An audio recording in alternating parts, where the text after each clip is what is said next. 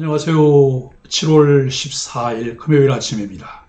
말씀과 함께 새롭게 여는 소망의 아침을 시작하겠습니다. 플로이드 맥클랑은 성도는 자기의 신념이 아니라 주님의 말씀을 기준 삼아 살도록 부름받았다라고 이야기합니다. 창세기 31장 43절로 55절까지 말씀을 본문으로 하여 평화의 언약, 증거의 돌기둥, 하나님 안에서의 인간관계라고 하는 주제로 함께 은혜를 나누기를 원합니다. 라반의 탐욕은 실로 대단합니다. 그는 야곱을 추격해 와서는 야곱에게 속한 모든 소유에 대해 내 것이라고 주장하며 주인 행세를 합니다. 라반에게는 소유에 대한 집착이 친족과의 이별보다 중요했습니다.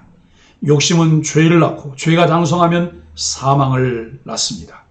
인간의 행복은 소유의 많고 적음에 있지 않습니다. 하나님이 만물의 주인이심을 믿는다면 성도는 자신의 인생 방향을 소유가 아닌 하나님께 고정해야 합니다. 라반은 야곱과 언약을 맺어 증거를 삼기로 합니다. 야곱은 돌기둥을 세우고 하나님이 둘 사이를 살피시기를 바라며 망대라는 의미로 미스바라 합니다. 라반은 야곱에게 자신의 딸들을 박대하지 말라며 하나님이 둘 사이의 증인이 되신다고 말합니다. 야곱은 제사를 드리고 라반은 그들을 축복하고 떠납니다.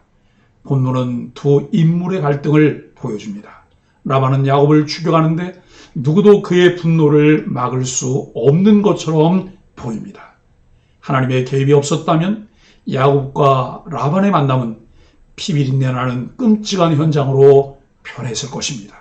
이러한 갈등을 화해로 바꾼 이는 하나님이십니다. 하나님은 야곱에게 나타나 두려워 말라 말씀하시지 않고 라반에게 나타나 너는 삼가 야곱에게 선악간에 말하지 말라고 말씀하셨습니다.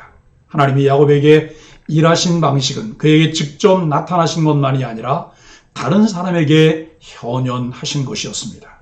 시편 기자들은 고난을 받을 때 하나님이 얼굴을 숨기셨기에 고통받는다고 토로합니다. 하지만 야곱 이야기는 하나님이 일하시는 다양한 방식을 보여줍니다. 라반은 자신의 소유를 야곱이 탈취했다고 생각합니다. 라반은 자신의 소유였던 가축이 야곱의 소유로 넘어갔고 자신의 가족이었던 두 딸이 야곱의 가족이 되었으며 나아가 자신이 중요하게 생각했던 드라빔도 도둑맞았다고 생각합니다. 하나님의 명령으로 분노를 잠재운 라반은 야곱과 대화함으로써 오해를 풀 수 있었습니다. 갈등이 화해로 바뀐 순간입니다. 이 과정에서 라반의 태도가 눈에 띕니다. 라반은 탐욕스럽고 야곱을 속이는 모습을 보여주었지만 그는 하나님의 명령에 순종했습니다. 갈등이 화해로 바뀌는 과정에서 진솔한 대화가 오고 갑니다. 평행선처럼 서로 양보하지 않는 모습이 아닙니다. 두 사람은 언약을 세워 서로의 영역을 인정했으며 화해의 제의를 베푼 후 공동 식사로 평화롭게 마무리합니다.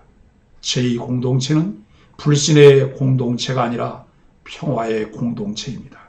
우리를 살피시는 하나님 앞에서 우리 공동체는 평화를 추구해야 합니다. 인간관계에서 갈등을 일으킬 만한 요소를 그대로 두면 언제든지 문제가 생길 수 있습니다. 이러한 문제를 미연에 방지하기 위해 과거를 깨끗하게 청산하고 화해하고서 발전적인 미래를 만들어 가야 합니다. 오늘 하나님은 야곱과 라반이 상호 평화조약을 맺게 하십니다. 43절, 44절은 언약 체결의 제의입니다. 야곱의 책망을 들은 라반은 한풀 기가 꺾이고 유순해진 어조로 합리적인 해결책을 제안합니다. 그럼에도 불구하고 라반은 자기 중심적입니다. 라반은 야곱의 모든 것이 다 자신의 것이라고 주장하면서 야곱의 도주 사태를 참아 넘기겠다고 말합니다. 이런 라반의 모습은 오늘날 사람들이 자신이 소유한 물질이나 건강, 지식, 명예 등 모든 것이 자기 것이라고 주장하는 모습과 같습니다. 그러나 사람이 세상에서 살아가는 데 필요한 재물과 건강 등 모든 것은 하나님이 주신 선물입니다. 라반은 스스로 공치사를 한 후에 야곱에게 상호 우호 조약을 맺자고 제안합니다. 44절로 54절은 언약 체결입니다. 두 사람은 돌기둥을 쌓아 조약의 증거로 삼고 그 형제들은 돌무더기를 만들어 그 곁에서 식사를 합니다. 라반은 그 증거의 돌무더기를 아람어 여갈 사두다라고 부르고 야곱은 그것을 히브리어로 갈르엣이라고 부릅니다. 그리고 미스바라고 부릅니다. 여기 갈르엣과 미스바는 증거며 기둥이라고 하는 의미가 있습니다. 이는 하나님이 그들을 감찰하고 계심으로 언약을 잘 지켜야 한다는 경고의 의미입니다. 전능하신 하나님은 우리를 지켜보시고 마음의 생각까지도 아십니다. 우리는 하나님 앞에서 그분의 눈을 의식하고 진실하게 살아가야 합니다. 라반은 야곱에게 자기 딸을 결코 박대하지 말고 다른 아내들을 맞이하지도 말 것을 강조합니다.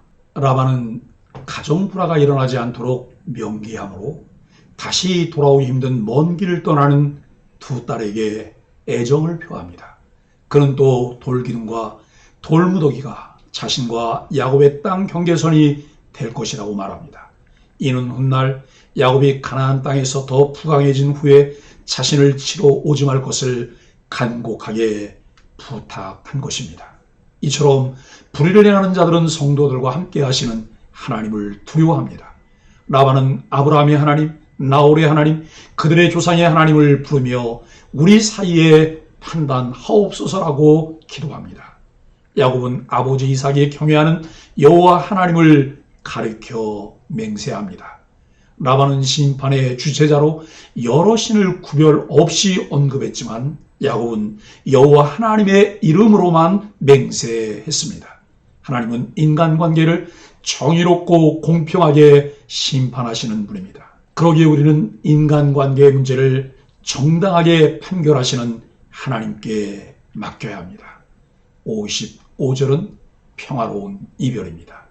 야곱과 라반 일행은 제2 이후에 함께 식사를 하며 화목을 도모합니다. 라반은 아침 일찍 일어나 손자와 딸들에게 입맞추며 축복하고 고향으로 돌아갑니다.